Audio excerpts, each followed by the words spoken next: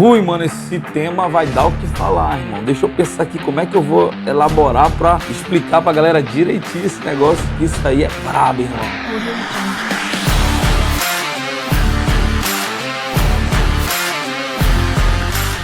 Alô, minha gente, a paz do Senhor, tamo junto no reino, sejam bem-vindos em nossa segunda videoaula e hoje falando de um tema quentíssimo, um tema que vai ajudar muito você que é líder de jovem, que eu sei que tem enfrentado problemas nessa área com a sua juventude. Eu quero poder de alguma forma aqui te auxiliar naquilo que eu sei, naquilo que eu aprendi. O tema que a gente vai estar abordando hoje é como ajudar um jovem com problemas com a sua sexualidade. É isso aí, irmão, até um tempo atrás isso era um tabu, hoje já não é mais. A gente tem visto jovens enfrentando esse problema e pedindo ajuda pra gente que é pastor e que é líder. E eu quero poder aqui somatizar um pouquinho da experiência que eu tenho nesse tempo que eu tenho cuidando de jovens, como a gente pode ajudar efetivamente o jovem que está enfrentando um problema na área da sexualidade, da homossexualidade. E eu quero que você fique atento porque vai pegar fogo! Tamo junto no reino! A verdade é que tratar desse assunto dá trabalho e é muito complicado e nem todos querem cuidar de pessoas com esse problema. Então o que faz? A gente vê dois extremos. O primeiro é aqueles que dizem assim, não, deixa ficar assim na igreja, deixa ficar assim, não tem o que fazer mais. Isso acaba potencializando o problema. E o segundo extremo são aqueles que satanizam esse problema, impedindo da pessoa que está enfrentando um problema desse de pedir socorro, de pedir ajuda. Então eu quero aqui, de uma forma muito equilibrada, te aconselhar como você pode fazer para ajudar um amigo, um jovem, alguém que está enfrentando um problema na sua sexualidade. A minha pretensão aqui não é tratar da questão biológica e nem científica. Não é esse o foco do estudo. E muito menos provar para você que a homossexualidade à luz da Bíblia é errado, porque você já sabe disso. Nós que acreditamos na palavra sabemos que a homossexualidade à luz da Bíblia é errado. Mas como eu, líder de jovem, posso fazer para ajudar um jovem que está pedindo ajuda, pedindo socorro e quer ser orientado sobre esse assunto. Todo pecado que envolve a sexualidade, para muitos é um pecado imperdoável. E nós somos tendenciosos em excluir as pessoas que nessa área falham. Eu quero ver com você como Jesus lidava com as pessoas que no seu tempo eram excluídos pela sociedade, seja por um pecado moral, por um pecado espiritual ou qualquer outro. Lendo a Bíblia, você vai ver que Jesus era especialista em trazer para perto quem as pessoas afastavam. Você vai ver que ele abraçou e ajudou uma mulher adúltera.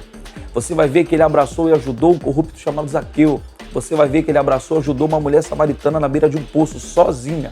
Você vai ver que ele abraçou e ajudou um endemoniado gadareno. Você vai ver que Jesus abraçou o maior de todos os excluídos, o leproso. Então eu quero dar algumas dicas para você, como você pode fazer como líder de jovem para ajudar jovens que estão precisando de ajuda nessa área. São 6 dicas, fica ligado e vem comigo! A primeira dica que eu te dou é conquiste a amizade desse jovem. Sem dúvida alguma, isso é extremamente importante para alguém chegar com você e compartilhar os seus problemas, sejam eles externos ou internos, tá entendendo? A nossa intervenção na vida de um jovem acontece através da amizade. Todos nós precisamos de pessoas que não nos abandonem por qualquer motivo e que estejam dispostos a amar, a cuidar e a ouvir e guardar segredo. Há um ditado popular que diz que para você ter amigos, você precisa ser um amigo. Lembre que a maioria desses jovens foram abusados no corpo e na alma. Muitos deles perderam a confiança nos seus familiares, amigos e até líderes. Por isso que você tem que ter toda a paciência e amor do mundo para cuidar de pessoas com esse problema. Então ouça atentamente tudo aquilo que esse jovem está falando para você, porque nesse momento ele precisa desabafar e você é o amigo que ele encontrou. Seja amigo de quem precisa de ajuda. Segunda dica, meu povo, é essa. Tome cuidado com as suas reações. O quê? Líderzão de jovens, se a sua reação ao aconselhar uma pessoa que confessar um pecado para você, você tem uma reação de susto, surpresa, preconceito, rejeição, você perdeu esse jovem naquele momento, é capaz de ir embora e nunca mais voltar àquele lugar e àquela igreja. Fique atento com as suas reações e esteja preparado para ouvir coisas que poderão chocar você, mas seja maduro o suficiente para entender que isso faz parte de toda a liderança, ajudar quem precisa. Minha gente, se liga na terceira dica que é essa, ofereça-se como parceiro de oração para ajudar essa pessoa. Vou ler com você o que está escrito em Gálatas, capítulo 6, versículo 1. Irmãos, se alguém for surpreendido em alguma falta, vocês que são espirituais, restaurem essa pessoa com espírito de brandura e cada um o tenha cuidado para que não seja tentado também.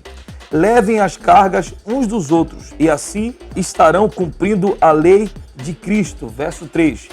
Porque se alguém julga-se ser alguma coisa, não sendo nada, engana-se a si mesmo. Que pancada, irmão! Esse texto de Gálatas aqui quebra a gente por completo. Incentive a prática da confissão sem forçar nada. Permita com que ele entenda que ele precisa ter um relacionamento com Deus e automaticamente ele expressar isso em oração. Eu quero ler um texto que está em Tiago capítulo 5, versículo 16, diz assim: portanto, confessai os seus pecados uns aos outros e orem uns pelos outros para que vocês sejam curados. Quer ser curado? Confesse seu pecado. Quer ser curado? Ore, porque é na oração que faz você vencer. Vamos de novo. Ninguém rejeita a oração, você pode rejeitar tudo, menos a oração. O fato de uma pessoa saber que você tem orado por ela, anima ela por completo.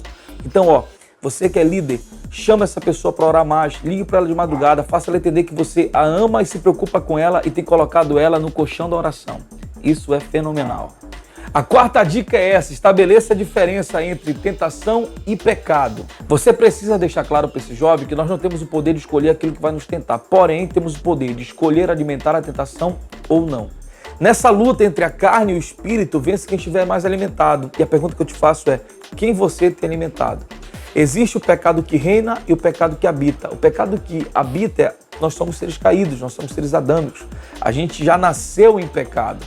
Porém, o pecado não reina mais na gente. Sabe aquele momento da sua vida que você se ataviava para pecar, você se arrumava para pecar, você marcava a hora para pecar? Isso não pode mais acontecer. Quando você peca por acidente, automaticamente você pede perdão, bola para frente, tenta melhorar, tenta mudar. Você não aceita mais o pecado na sua vida, seja ele de pornografia, de prostituição, de masturbação, que seja. Você luta o tempo todo contra ele. Essa é a nossa função, orientar você para isso.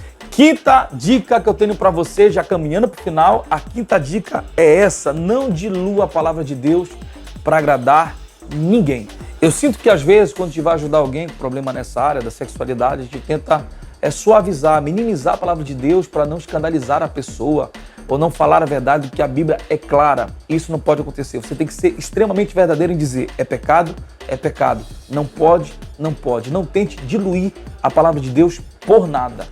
Eu estou falando isso porque existem jovens que a luta deles não é só contra a sua sexualidade, mas é também provar que a Bíblia está errada, quando a Bíblia não erra jamais. A nossa missão no aconselhamento é seguir essa palavra.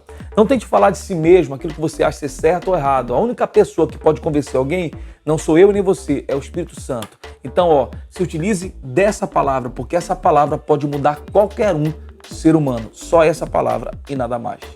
A sexta e última dica não é nada daquilo que você não saiba já, mas eu vou te lembrar como uma pessoa pode vencer as suas lutas internas na sexualidade, é se entregando por completo, sem reservas, para Jesus. Se você for para João, capítulo 4, versículo 4, a Bíblia diz assim: e era-lhe necessário Jesus passar por Samaria.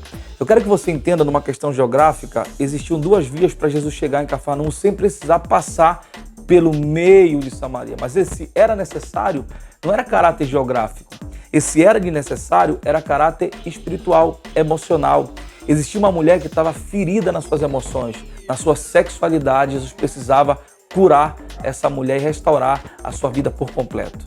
Então perceba que essa mulher, com problemas emocionais, com problemas não resolvidos, se tornou uma missionária quando encontrou Jesus. Quando ela entendeu a importância de confessar, de se entregar, de ser verdadeira diante daquele que podia transformá-la. Então esse é o conselho que você tem que dar para essa pessoa.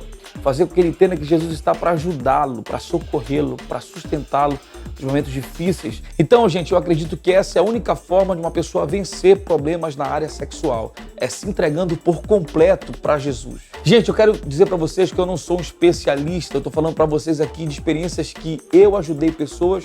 Eu estou colocando no meu livro, que vai sair no final do ano.